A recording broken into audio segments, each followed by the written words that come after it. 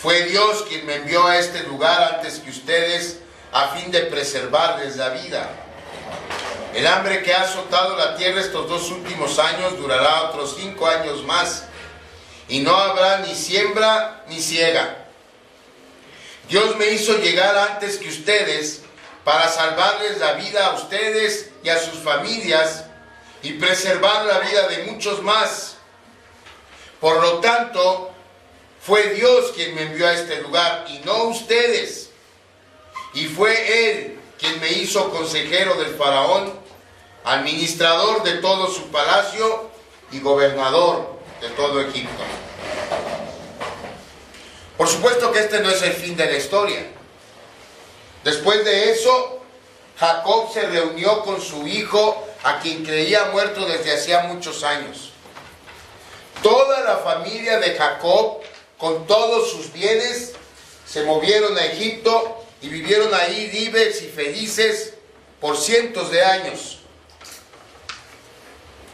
Cuando llegó su momento, Jacob murió y fue sepultado, y entonces solamente quedaron José y sus hermanos. Cuando eso pasó, el temor se apoderó de los hermanos de José. Porque lo primero que pensaron fue, ya sin Jacob de por medio, ahora sí José va a tomar revancha de todo el mal que le hicimos. Y entonces, en lo que parece a todas luces un chantaje emocional, le mandan decir, fíjense cómo dice la Biblia, ni siquiera tuvieron el valor de ir y decirle ellos, sino que le mandaron decir a José. Tal era su miedo a la reacción de José. Y entonces le mandan decir, dijo mi papá que no nos hicieras nada, ¿no? Que el que da y quita, con el diablo se desquita. Bueno, a lo mejor no con esas palabras, pero ese era el punto, ¿no? No nos vayas a hacer nada, dijo mi papá. Acuérdate, tú querías mucho a mi papá. Una vez más, José supera todas las expectativas que sus hermanos pudieran tener acerca de su reacción. Y quiero que escuchen por favor lo que él les responde. Génesis 50, 19 y 20. Y díganme si no, estas palabras son de un hombre que claramente cree en la providencia de Dios. Génesis 50, 19 y 20. Pero José les respondió, no me tengan miedo. ¿Acaso soy Dios para castigarlos? Ustedes se propusieron hacerme mal, pero Dios dispuso todo para bien. Él me puso en este cargo para que yo pudiera salvar la vida de muchas personas. Es decir, José pudo ver la mano de Dios en todo lo que pasó en su vida y por eso pudo responder de esta manera. Fíjense cómo dice, ustedes querían hacerme mal, pero Dios dispuso todo para bien. Las dos partes de esta afirmación son ciertas. Los hermanos de José hicieron algo terrible. Los hermanos de José eran 100% responsables por su pecado. Pero Dios dispuso todo para bien. No quiere decir que el mal esté bien. El mal sigue estando mal. El pecado sigue siendo pecado. Sigue siendo algo terrible. Pero la afirmación de José es en el sentido de que Dios puede tomar las acciones de hombres malos y pecadores y usarlas para cumplir sus planes. Dios usa todo para su propósito, incluso nuestra maldad. Y el mayor ejemplo de esta verdad es la historia de nuestra salvación. Siempre nos gusta pensar de nosotros mismos como personas buenas. Cuando algo malo nos pasa, nuestra queja es ¿por qué? ¿Por qué si somos gente buena nos pasan cosas malas? Bueno, nunca hubo nadie más bueno, más justo y más noble que Jesús de Nazaret. Cada día de su vida pensó siempre en los demás y en la manera de poder ayudarlos. Y sin embargo, gente a quien él había sanado, gente a quien él le había devuelto su vista, gente incluso a quien él le había devuelto familiares cercanos, quien habían estado muertos, esa gente estaba gritando enfurecida, pidiendo su muerte. Y la codicia de Judas, el odio de la clase religiosa judía y la cobardía de Poncio Pilato lo llevaron a sufrir la muerte más vergonzosa y más dolorosa que había en su tiempo. Y sin embargo, todo eso sucedió porque Dios, en su amor, había determinado reconciliarnos con Él mediante el sacrificio de su Hijo. Y acomodó todo para que inevitablemente esto sucediera. La codicia sigue siendo pecado. El odio sigue siendo pecado. La cobardía sigue siendo pecado. Y quien los cometió va a responder por ellos delante de Dios. Pero son pecados que Dios usó para traer vida eterna a todo su pueblo, entre ellos a ustedes y a mí. Amén. Esa es la mano invisible de Dios trabajando en la vida de nosotros. Esa es la mano invisible que Dios pudo ver, o que José pudo ver manifestándose en su vida. José vio esa mano invisible de Dios trabajando en cada circunstancia que él atravesó. Pudo entender que detrás de la conspiración de sus hermanos, los planes de Dios prevalecieron. Y que de esa manera Dios orquestó cada suceso para que José estuviera en el momento correcto, en el lugar correcto, para salvar a su familia.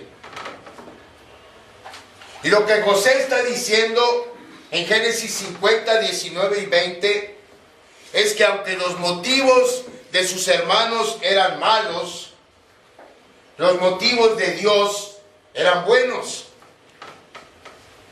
Y aunque le costó mucho tiempo poder entenderlo, José pudo ver finalmente la mano de Dios hasta en el más mínimo detalle de su vida. Todo lo que sucedió en su vida, cada persona que estuvo involucrada en ella, todo pasó en el momento correcto, de la manera correcta. Hermanos, Dios nunca, y esto es muy importante que lo entendamos, Dios nunca forzó a nadie a hacer nada. Todos actuaron siguiendo sus deseos, ejerciendo su libertad de elegir. Y aún así, todo sucedió como Dios lo había planeado. Y eso es, mis amados hermanos, la providencia de Dios en acción. Entonces, en realidad la séptima y última pregunta que debemos considerar no es tanto cómo nos van a recordar,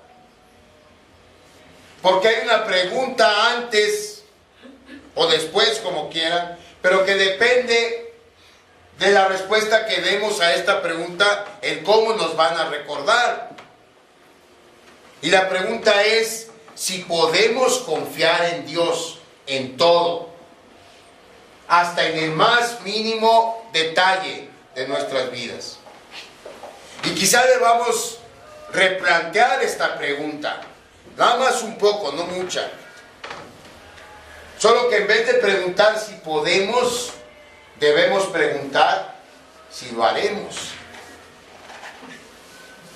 ¿Vamos a confiar en Dios en todo, hasta en el más pequeño detalle de nuestras vidas? Otra manera de plantearlo es esta: ¿quién manda en nuestras vidas? ¿Nosotros o Dios?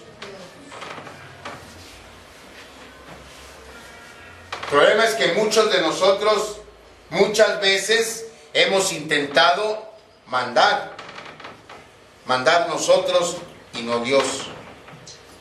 Y el resultado siempre ha sido desastroso.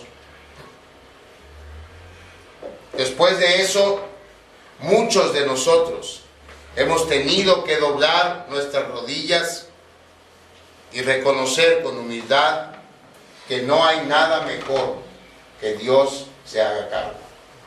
Amén. Hermanos, cuando finalmente lleguemos al cielo, vamos a poder ver el rompecabezas completo de nuestras vidas.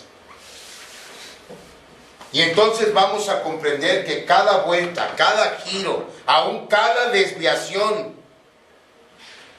que nosotros tomamos o que nuestra vida tomó, todo sucedió bajo el control de Dios. Y Dios estuvo en cada vuelta.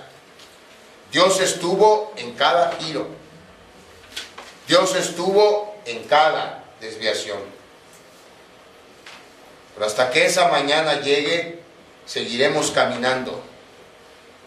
Tenemos que seguir cruzando este valle que muchas veces es un valle de lágrimas. Es un valle de sombra y de muerte. Y tenemos que seguir caminando, confiando en que aún en los peores momentos, Dios está con nosotros. Amén. Y Dios es bueno. Aleluya. Si Dios preparó un lugar para nosotros en su reino eterno, no va a dejar nuestro lugar vacante. Nuestro lugar está ahí. Y nosotros vamos a llegar a ocupar ese lugar. De manera que Dios se va a asegurar de tomar nuestra mano y guiarnos a nuestro hogar celestial. Y al final vamos a decir, junto con el resto de sus hijos, Dios es bueno.